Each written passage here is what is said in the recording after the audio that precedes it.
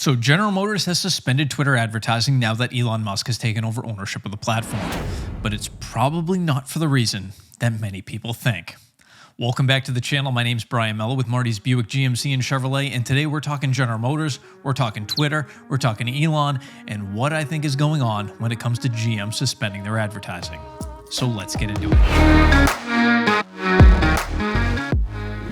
Real quick before we get started, today's episode is sponsored by ExpressVPN. Protect your online privacy today at expressvpn.com/mellow and get 3 months of free service when you sign up today. That's expressvpn.com/mellow. All right, so unless you live under a rock somewhere, I'm going to go ahead and guess that you've probably heard about Elon Musk's $44 billion Twitter buyout, which actually delisted Twitter from the New York Stock Exchange and brought the company private. And although I normally wouldn't cover such a story on my channel, it just so happens that shortly after Musk officially took over the platform, General Motors went ahead and suspended its advertising, and then all sorts of speculation started circulating as to why that was.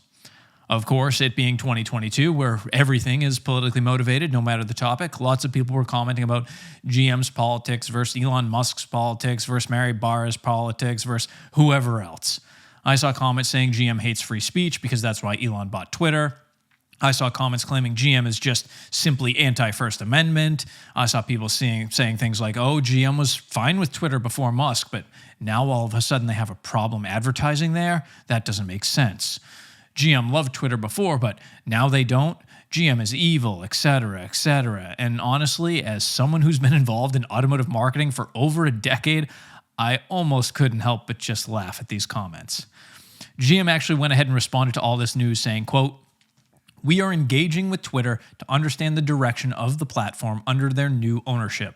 As is normal course of business with a significant change in a media platform, we have temporarily paused our paid advertising. Our customer care interactions on Twitter will continue." End quote. Now, if you're watching this video hoping for some sort of a political rant, I'm sorry to say that's not at all what you're about to get. Personally, if it all matters to you, I like Elon Musk. I have no problem with the guy, and I think it's pretty hilarious that he went ahead and bought Twitter. The whole sync thing was phenomenal.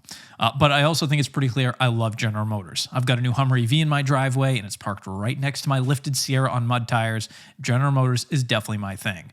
That being said, in my personal opinion, GM is not suspending ads for any reason other than it's a very, very smart business move to do at the moment.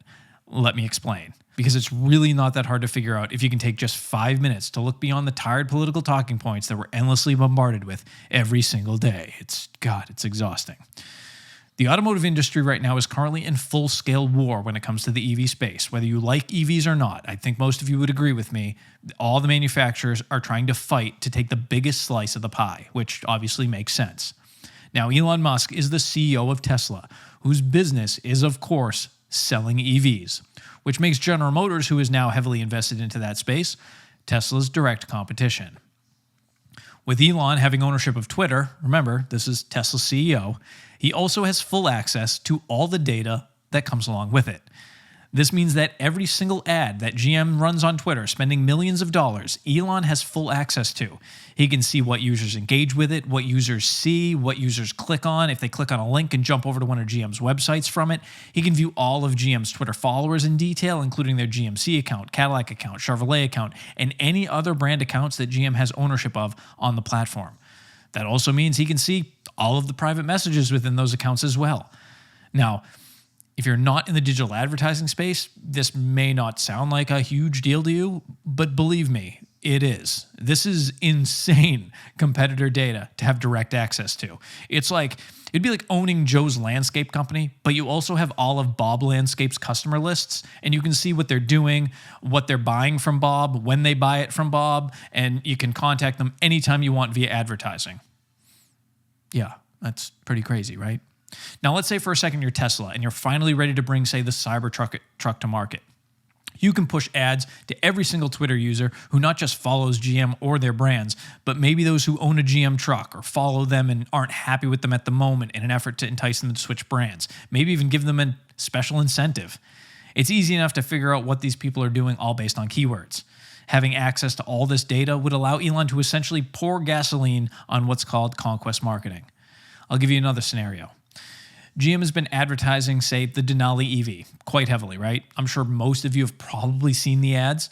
Elon could look at all the data from those ads, data that is normally reserved only for the company running them, and laser target Tesla ads to, say, the people who commented that they were excited about a new Denali EV, or loved it, or perhaps just those people who watched 100% of the advertisement, since those are the people who are most engaged. If you've never run ads before, you might not know that when you're running advertising on Twitter, you can actually upload your customer lists.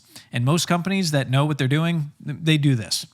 These are the lists with all the contact info of all the people who buy and do business with your company. And that's usually segmented into categories, say Chevy Silverado buyers, Chevy Silverado owners, or GMC Yukon buyers, or Chevy Equinox buyers, or people who buy parts from you, or Hummer EV reservation holders, or Silverado EV reservation holders, whatever. If those lists are uploaded, which I'm most certain that they are, Elon has access to all of that data as well. Now, most of what I just explained here is very, very service level. And believe me, there's a lot that companies can do when it comes to utilizing customer data for their benefit. And this really shouldn't be too new for most of you watching, which is exactly why I decided to recommend ExpressVPN to everyone watching this video. So if you are interested in protecting your data, you can go ahead and check out the pinned comment below and get yourself 3 months free. But honestly, I can't imagine GM ever restarting their advertising on Twitter, or honestly, any of the big OEMs for that matter. I think it would be a terrible business decision to give away all that data to their direct competitor, but that's just me. Remember, not everything a company does has to be politically motivated. Sometimes, I'd even argue most of the time, it just comes down to making the best business decision at the time. I mean, ask yourself, if you own a business or own a business, would you want to give all your customer information away to a competitor? Probably not.